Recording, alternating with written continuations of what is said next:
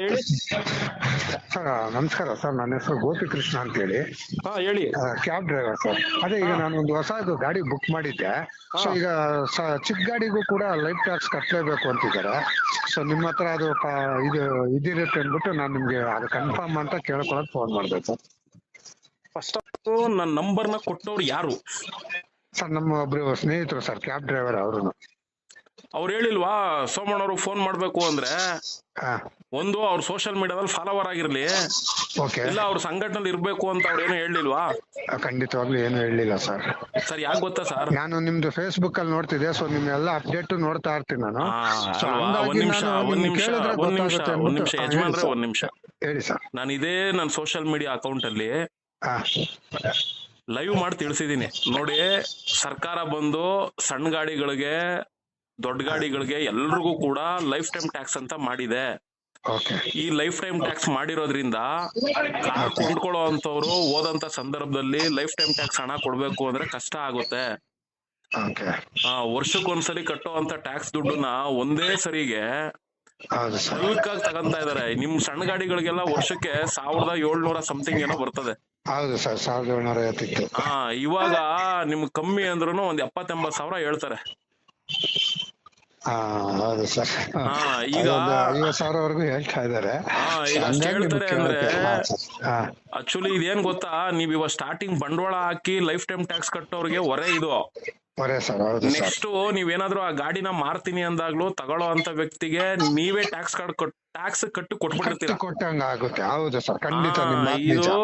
ಇದು ನಿಜವಾಗ್ಲೂ ಎಲ್ರಿಗೂ ಹೊರೆನೇ ಇದು. ಹೌದು ಸರ್. ಆಮೇಲೆ ಹೇಳ್ತೀನಿ ಕೇಳಿ, ನೀವು ವರ್ಷಕ್ಕೆ 2,000 ರೂಪಾಯಿ ಅಂತ ಕಟ್ಟೋದಷ್ಟೇ. 1,750 ಇರ್ಲಿ, 2,000 ಅನ್ಕೊಳ್ಳೋಣ. ಹೌದು, 2,000 ಅನ್ಕೊಂಡ್ರು ಒಂದು 10 ವರ್ಷಕ್ಕೆ ಈಗ ಅಂದ್ರೆ 20,000 ಬರುತ್ತೆ ನೀವು ನಮ್ಗೆ ಆ ಅಷ್ಟೇ. ಗಾಡಿನ 5 ವರ್ಷಕ್ಕೆ ಇಟ್ಕೊಂತಿರೋ, 3 ವರ್ಷಕ್ಕೆ ಇಟ್ಕೊಂತಿರೋ, 2 ವರ್ಷಕ್ಕೆ ಇಟ್ಕೊಂತಿರೋ, ಅದು ನಿಮಗ್ ಗೊತ್ತಿಲ್ಲ. ಹೌದು ಸರ್. ಹಂಗಿದ್ಮೇಲೆ ನೀವು 3 ವರ್ಷ ಇಟ್ಕೊಂತೀನಿ ಅಂದ್ರೂ 2,000 ರೂಪಾಯಿ ಅಂತ ಲೆಕ್ಕ ಹಾಕೊಂಡ್ರು 6,000 ರೂಪಾಯಿ ಟ್ಯಾಕ್ಸ್ ಕಟ್ಟೋದು. ಹೌದು ಸರ್. ಈಗ ನೀವು ಇಲ್ಲಿ ಎಷ್ಟು ಕಟ್ತಾ ಇದೀರಾ? 50-60 ಸಾವಿರ ರೂಪಾಯಿ ಟ್ಯಾಕ್ಸ್ ಕಟ್ತಾ ಇದೀರಾ. ಹೌದು ಸರ್. ಇದು ಕಂಪ್ಲೀಟ್ಲಿ ಈ ತರ ಲೈಫ್ ಟೈಮ್ ಟ್ಯಾಕ್ಸ್ ಕಟ್ಟುವಂತವ್ರಿಗೆ ಸರ್ಕಾರ ನಿಜವಾಗ್ಲೂ ವಂಚನೆ ಮಾಡಿರೋದು. ನಿಜ sir.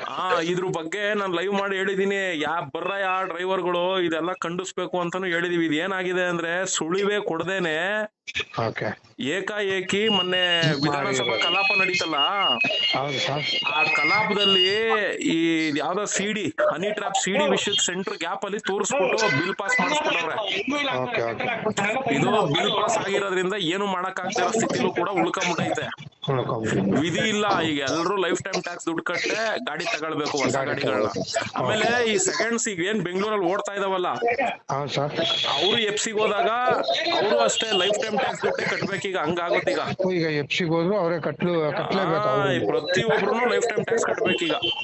Okay. Okay. Okay sir. Okay. ಹಂಗ್ ಮಾಡಿ ಇಕ್ಕಿದಾರೆ ಈಗ. ಅಂದ್ರೆ ಇವಾಗ ಸೆಕೆಂಡ್ ಹ್ಯಾಂಡ್ ತಗೊಂಡ್ರು ನಾವು ಕಟ್ಕೋಬೇಕಾಯ್ತದೆ ಎಫ್ಸಿ ಟೈಮ್ ಬಂದ್ಬಿಟ್ರೆ. ಸರ್ಕಾರದ ಖಜಾನೆಗೆ ದುಡ್ಡು ತುಂಬೋದಕ್ಕೆ ಜನರ ಹತ್ರ ಯಾವ್ಯಾವ ಮೂಲದಿಂದ ಕೀಳಕ್ ಆಗ್ತಿದ್ಯಾ, ಕಿತ್ಕೋತಾ ಇದಾರೆ. ಎಷ್ಟು ಕೀಳಕ್ ಸಾಧ್ಯ ಆಯ್ತದೋ ಅಷ್ಟು ಕೀಳೋ ಪ್ರಯತ್ನ ನಡೆಸ್ತಾವ್ರೆ ಅಷ್ಟೇ. 100% ನಿಜ ಸರ್. ಹಂಗೆ ಆಗ್ತಾ ಇರೋದು. ನೀವ್ ನೋಡಿ, ನನ್ಗೆ ಏನ್ ಗೊತ್ತಾ ಸರ್ ಬೇಜಾರು, ಸರ್, ಸಂಘಟನೆಗಳಲ್ಲಿ ಡ್ರೈವರ್ಗಳು ಮೆಂಬರ್ ಆಗಿದ್ಬಿಟ್ರೆ ಅವ್ರಿಗೆ ಮಾಹಿತಿಗಳನ್ನ ಗ್ರೂಪ್ ಅಲ್ಲಿ ತಿಳಿಸ್ಬಿಡ್ತೀವಿ. ತಿಳಿಸ್ತಾರೆ. ನೀವುಗಳೆಲ್ಲ ಏನ್ ಗೊತ್ತಾ, ಯಾರೋ ನಂಬರ್ ಕೊಟ್ರು, ನಿಮ್ಮನ್ನ ಸೋಷಿಯಲ್ ಮೀಡಿಯಾದಲ್ಲಿ ನೋಡ್ತಾ ಇದ್ದು ಅನ್ಕೊಂಡು ನಮ್ಗೆ ಫೋನ್ ಮಾಡಿದ್ರೆ ನಾನು ಎಷ್ಟು ಜನಕ್ಕೆ ಅಂತ ಹಿಂಗ್ ಹೇಳ್ಕೊಂಡು ನಿಂತ್ಕೊಳ್ಳಿ ಹೇಳಿ ಸರ್. ಹೌದು ಸರ್.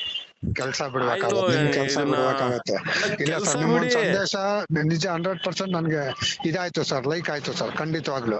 ಸರ್ ಈಗ ನನ್ ಕೆಲಸ ಬಿಡೋದಲ್ಲ, ಇವಾಗ ನಾನ್ ನಿಮ್ಗೆ ಇದ್ರ ಬಗ್ಗೆ ಜಾಗೃತಿ ಮೂಡಿಸಿದಕ್ಕೆ ನಿಮ್ಗೆ ಅರ್ಥ ಆಯ್ತು. ಹೌದು ಸರ್. ಇವಾಗ ನಾನೇನ್ ಮಾಡ್ತೀನಿ ಹೇಳಿ, ಇದನ್ನ ರೆಕಾರ್ಡ್ ಮಾಡ್ಬಿಟ್ಟು ತಗೊಂಡು ನಾನು ಯೂಟ್ಯೂಬ್ ಅಲ್ಲಿ ಹಾಕ್ತೀನಿ.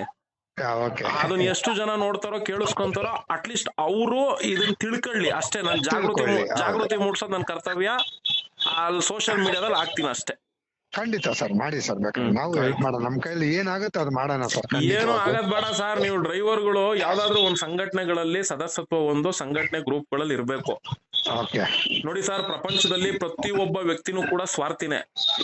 ನನ್ನ ಸ್ವಾರ್ಥತನ ನನ್ನ ಮನ್ಸಿಗೆ ಮಾತ್ರ ಗೊತ್ತಿರುತ್ತೆ, ಹೊರಗಡೆ ಇರೋರು ಗೊತ್ತಿರಲ್ಲ.